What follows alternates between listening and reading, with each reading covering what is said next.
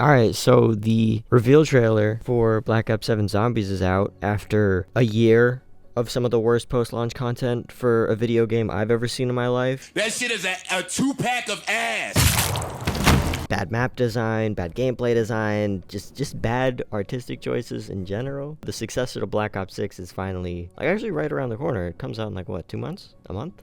Less, and we got beta coming up, and it actually looks good, which is weird. I've been dogging on Black Ops 6 like the rest of the world for a better part of a year now. I know, I like Richtofen.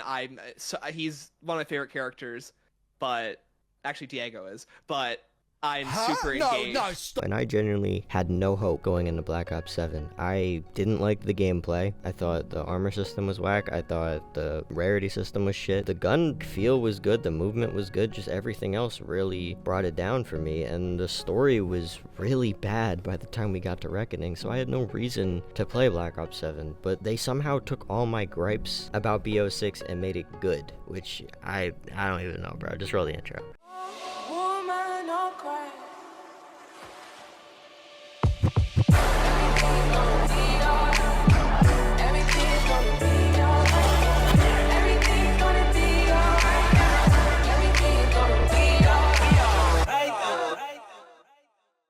The first thing I want to talk about is the visuals of this game. This game actually looks kind of stunning, I won't lie. Obviously, the full game is set in the Dark Ether, and ever since Cold War and The Machine, when you can go into the Dark Ether, I've been wanting them to do more with that. Also, the lighting in this game, specifically this game, just looks leagues above anything we got in Black Ops 6, and honestly reminds me a lot of BO3 or Cold War. It just looks really good. On top of just the lighting, they went out of their way this year to quote-unquote zombify some of the reused assets from MP and Warzone to fit the aesthetic, and they all look great. New ammo boxes, the new exfil. The new exfil I'm not 100% sure on, because I like exfil as a system, but we are trapped, our characters are canonically trapped in the Dark Ether. So where do we go? I feel like we should stay trapped in the Dark Ether. I don't feel like we should just leave and see Peck and be like, hey, visually it looks great, so I can't really have any complaints. And the HUD looks great too. Plus they said there's gonna be different themes, so possibly we can use old HUDs in this game, which while I may not use, it's a cool feature for people that want to use the BO2 HUD and the BO3 HUD and the BO1 HUD. Another thing I really can't complain about is the gameplay.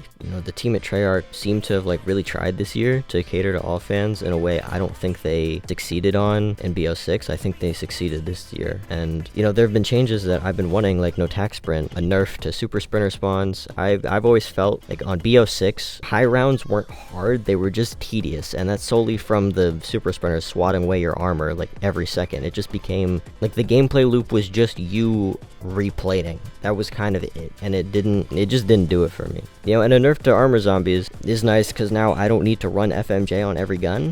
And they added a bunch of augments to make up for the other stuff that I don't like. For example, I didn't really like armor. I liked it in Cold War when it felt at least a little unique with the armor stations, but plating up just doesn't do it for me, and it actively hurts the gameplay, especially when the armor in this game specifically is so weak. It takes 5 hits to break. In Cold War it was a lot more, at least it felt like a lot more. Maybe that's just the way the zombies play now. But they added an augment to Vulture's Aid, basically making it so when you pick up a armor plate, it just goes on to your armor. You don't have to plate up. And pair that with a new jug augment that makes it so your base health is increased when you don't have armor. You basically don't have to worry about replating or really armor ever again. You just buy it off the wall once and that's it. They also added back when you press the melee attack, it's not some stupid ass gun butt, it's just your knife. It's an augment for melee macchiato, but it's just nice to have. Again, it's just these quality of life changes that I really think is doing really good. And it's not just the system changes. The map already looks great. The wonder weapon looks sick. The fucking hand, I don't even know what that shit is, but it just looks dope. As a transit lover, getting a remake after all these years is kind of crazy, and to pair that with the curse mode is even better. The new curse mode is honestly genius in my opinion. Originally, I didn't know how this mode would work in Modern Zombies. The engine, it isn't built for it. The zombies weren't made not to be played against with armor.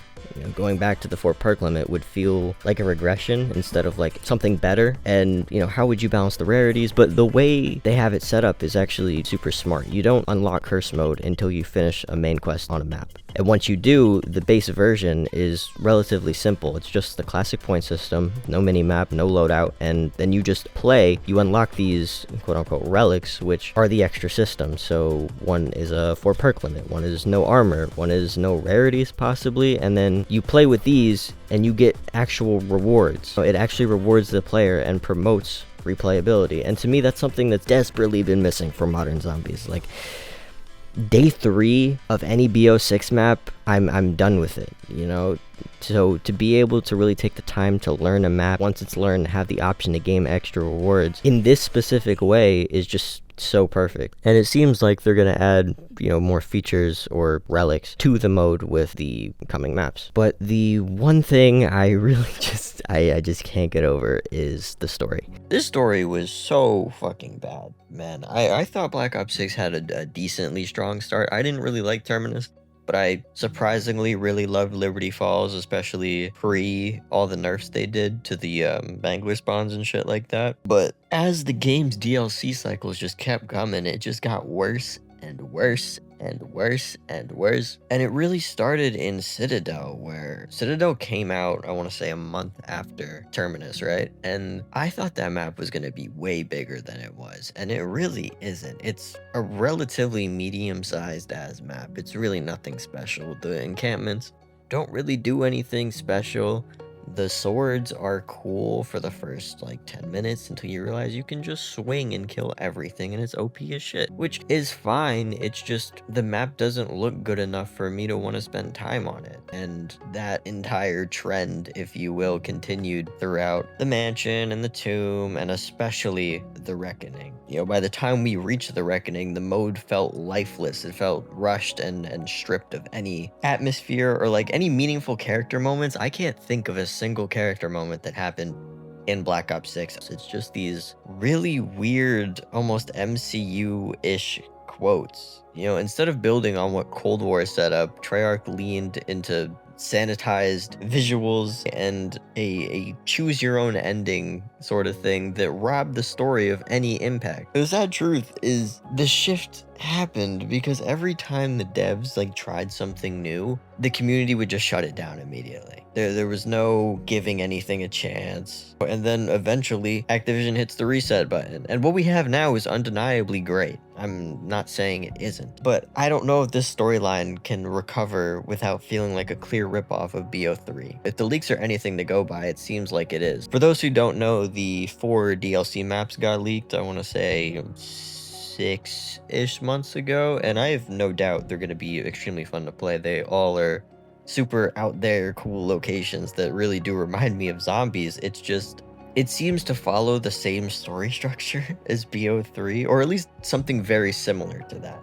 And I can't even blame Treyarch for it. It's what this community asks for, because that's all you guys want, right? You know, fuck evolving the story and the gameplay, right? Fuck real character moments and depth to those human beings. Fuck showing like the mental weight of being the sole survivor of your universe and doing everything you can to make sure that never happens again. Just give me the exact same game I've been playing since I was 12. That's exactly what I want. But overall, it's really not that bad. As I said, the gameplay, it looks really fun, and overall, I'm excited to play it.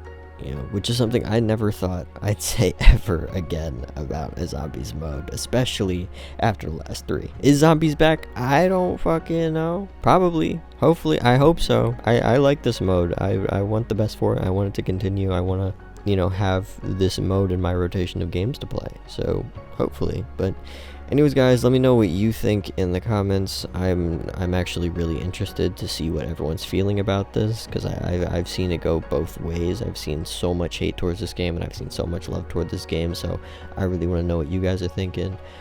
You can sub if you feel so inclined. This is my first video that's going to be public. I just realized that. So, yeah, welcome to the bullshit. I'll see you guys in the next one. Peace.